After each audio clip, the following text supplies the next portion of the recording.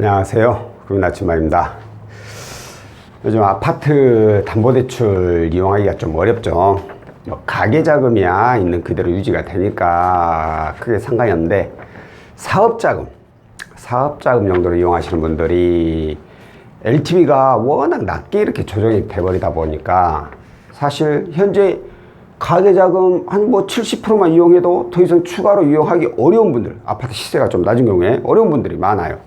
근데 이번에 한 지방에 있는 저축은행에서 LTV 최대 95%까지 가능하다고 상품이 나왔어요. 근데 처음에 상품 나왔을 때는 안 믿었죠. 왜? 아이씨, 요즘 같은 시기에 아파트값 뚝뚝 떨어지고 있는데 무슨 LTV 95%까지 해줘. 말이야 그렇게 해놓고 나중에 심사 들어가면 또 뭐 80%나 자리야 85% 해주겠지 라고 해서 했는데 몇 건 이렇게 대출 실행을 하다 보니까 이거 뭐야? 정말이네? 정말 95%까지도 해주네? 라는 상품이 있어가지고 오늘 이 상품에 대해서 안내를 해드릴 건데, 이 영상의 제목만 지금 여기까지 도입부만 듣고 연락을 주신 분들이 많아요. 영상을 끝까지 잘 안 보고 처음 제목만 아니면 처음 도입부 얼른 보고 그냥 막바로 전화하신 분들이 있는데 좀 끝까지 들어주셨으면 좋겠어요. 왜? 본인이 가능할 수 있는 상황인지 아닌지 기본적인 건 알고 문의를 하셔야 되잖아요. 그렇기 때문에 아까 말씀드렸듯이 또 지방저축은행이다 보니까 모든 지역이 다 포함되는 게 아니다 보니까 이 부분 참고하셔서 조금 영상을 자세히 보시고, 그리고 본인이 포함되고 본인도 자금이 필요하다면 그때 문의를 주시는 게 좋을 것 같고요. 자, 일단 오늘 안내해 드릴 이 상품에서 취급하는 지역이 광주광역시입니다. 광주광역시의 전라남북도의 제주도 이쪽 지역만 가능합니다. 여기서도 또 시 단위 이상 사실 가장 담보대출로 가장 많이 문의 들어오는 곳이 이 서울하고 경기 수도권 지방인데 아직은 거기서 95%까지 해준다는 곳이 나서는 곳이 없어서 현재로서는 이 지방 광주광역시 전라남북도 제주도 여기에만 한해서만 가능하고요. 자, 대상의 경우에는 3개월 이상 개인 사업자 실질적으로 운영을 하고 있어야 됩니다. 운영하지 않고 그냥 사업자 등록증만 있어서는 안 돼요. 그리고 한도는 LTV 최대 95%까지 말씀드린 대로 95%까지 가능하고요. 이 95%는 KB 시세 또는 부동산 테크에 나와 있는 시세에 한해서만 적용이 되고, 만약에 KB 시세나 부동산 테크에도 나와 있지 않다면 안타깝지만 이건 진행이 어렵습니다. 자, 그러면 선순위 내가 이미 은행에서 나 대출 받은 게 있는데 그럼 후순위로 가능하냐 라고 따졌을 때 이 선순위 채권 최고액을 따지는데, 이게 바로 우리가 흔히 말하는 근저당 설정이죠. 근저당 설정 금액. 일반적으로 내가 대출 받은 원금에 대해서 많게는 120%, 적게는 110% 이렇게 설정을 하게 되죠. 그 설정 금액을 제한 나머지 금액이 가능하다는 거죠. 근데 어떤 분들의 경우는 이런 분들이 있어요. 예를 들어서 내가 2억을 대출 받았어. 그래서 꾸준히 원금하고 이자 갚아 나가서 지금 현재 남아있는 잔액이 1억이야. 근데 설정은 2억 처음 대출 받았을 때 설정으로 그대로 돼 있죠. 등기를 떼보면. 이런 경우에는 내가 지금 남은 잔액이 1억이니까 1억에 대한 감액 등기를 또 신청을 해야 돼요, 은행에다가. 이 말은 뭐냐면 처음 2억 받았을 때 설정이 돼 있고 나는 지금 1억밖에 없지 않냐. 그러니까 1억으로 해서 다시 설정을 해달라.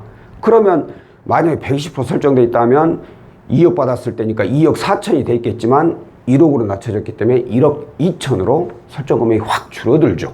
그러면 그 차액만큼 이용할 수가 있다라는 겁니다. 자, 그러면 내가 집은 있는데 이건 내가 현재 살고 있지는 않고 세입자가 살고 있다. 전세입자. 그러면 전세 보증금이 있을 거 아니에요. 이 보증금에 대해서 120%. 예를 들어서 전세가 2억이다. 그러면 2억 4천을 제한 나머지 금액을 이용할 수 있다는 거고, 금리는 연 7.5%부터 최고 12.06까지 주어집니다. 이렇게 말씀드리면 어이씨 담보대출 뭔 금리가 그렇게 비싸대? 라고 하실 수가 있는데 말씀드린 대로 이건 개인사업자, 사업자금 용도예요. 가계자금이 아니에요. 가계자금 은행에서 보통 많이 취급하죠. 은행, 뭐 보험사 이런 데서. 이런 것은 당연히 이율이 낮고 솔직히 가계자금 이후로 추가로 이용하시는 분들이 보통 사업자금 용도로 많이 이용하고 또 자금을 좀 많이 필요하신 분들 이렇게 LTV 최대 이용을 하고자 하시는 분들이 이용하는 거다 보니까 거기다가 또 이금융권 저축은행이잖아요. 그러다 보니까 금리가 좀 다소 가계자금에 비해서 높습니다. 하지만 알아보신 분들은 알겠지만 지금 후순위로 이용하고 있는 후순위로 아니면 이용하고자 알아본 곳에 비하면 금리가 좀 더 낮게 형성되는 경우가 많더라고요. 그러니까 단순히 최저 7.5고 최고 12.06이지 12.06보다는 더 낮을 확률이 높다라는 거. 신용이 많이 안 좋고 내부 등급이 가장 낮게 형성됐을 때 이 금리죠. 자, 대출 기간 3년 만기 일시. 그러니까 3년간 이자만 내다가 만기 때 원금을 일시로 납부하는 거고 만약에 만기 돼서 연장 원하시면 연장도 가능하고 또는 60개월 동안 60개월이면 5년이죠. 5년간 원리금 균등 분할 상환 원금하고 이자 같이 해서 납부하는 방식으로 하시면 되고요. 자, 대출이 안 되는 조건들이 있죠. 어디에나 뭐 통상적인 것들 뭐 유흥업소 다단계 뭐 신용불량자 연체자 이런 기본적인 통상적인 내용은 뭐 다 알고 계시니까 제외하고 그 외에 특이할 만한 내용이 직발사업자, 아까 말씀드린 대로 사업장을 운영하시는 분에 대해서 하나 당했죠. 직발사업자는 아닌 말로 실질적으로 사업을 하지 않는데 내가 사업자금 용도로 해서 대출을 더 받기 위해서 사업자 등록만 하신 분들 있잖아요. 이런 분들은 적용이 안 되고 있고요. 또한 아파트가 100세대 이하, 세대수가 100세대 이하는 좀 어렵습니다. 거기에다가 1.5억 원, 그러니까 1억 5억, 1억 5천만 원 이하의 아파트는 또 적용이 안 됩니다. 그리고 또 재밌는 게 현금 서비스 300만 원 이상, 그리고 카드론 1,500만 원 이상 이용하신 분들도 안 돼요. 그렇기 때문에 이 나머지 조건들이 다 나는 가능해. 근데 내가 현금 서비스 300만 원 이상을 이용하고 있거나 카드론 1,500 이상을 이용하고 있어. 그럼 이분들은 안 되잖아요. 그럼 어떻게 해야 돼? 포기해야 돼? 그게 아니죠. 일시적으로 일단 이 밑으로 금액을 맞춰놔야죠. 낮춰놓고 나서 대출이 되는지 안 되는지 조회를 해야죠. 대출 일단 먼저 조회부터 해보면 안 되고 조회해봤자 이것 때문에 무조건 불가 뜰 건데 그러니까 낮춰놓고 대출이 되는지 안 되는지를 판단을 하시면 될 것 같고 자 최근 1년 이내 2회 이상 연체 이력이 있는 분들 연체 이력이 두 건만 있어도 안 된다는 거죠. 그러니까 한 건까지는 인정을 해주겠다. 사람은 실수를 할 수 있으니까. 하지만 두 건부터는 인정을 못 해준다. 이런 경우에는 1년 이내 예를 들어서 두 건이신 분이라면 이제 시간 날짜를 봐야죠. 하나가 언제 1년이 지났는지 그 연체 이력 하나가 그래가지고 연체 이력이 한 건만 남았을 때 그때 신청을 하셔야 되고 또 하나 신용대출로 2억 원 초과 개인 신용대출 있죠. 개인 신용대출 2억 원 초과하면 그 어떤 대출 상품도 쉽지가 않아요. 그러니까 자관 이 부분이 있다라는 거 참고하고 계시고요. 좀 저도 말씀드리면서 안타까운 게 이 지역이죠. 지역 광주, 전라남북도, 제주도만 가능하다는 게 좀 안타깝긴 한데 그래도 이쪽에 계신 분 중에 개인 사업자이면서 자금을 좀 많이 필요로 하거나 혹시 또 많이 필요로 하거나 금리를 좀 높게 이용하신 분들이 있어요. 이게 어떤 내용이냐면 이제 이 사업자금 용도로 대출을 받아가지고 본인이 신용대출이 좀 고금리가 많아가지고 사업자금이 어차피 됐든 담보대출 이자가 더 낮으니까 그걸 받아서 신용대출을 다 상환해버리신 분들이 있어요.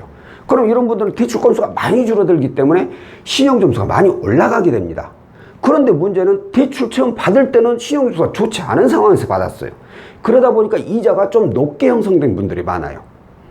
이런 분들은 또 이용하기가 좋다는 거죠. 왜?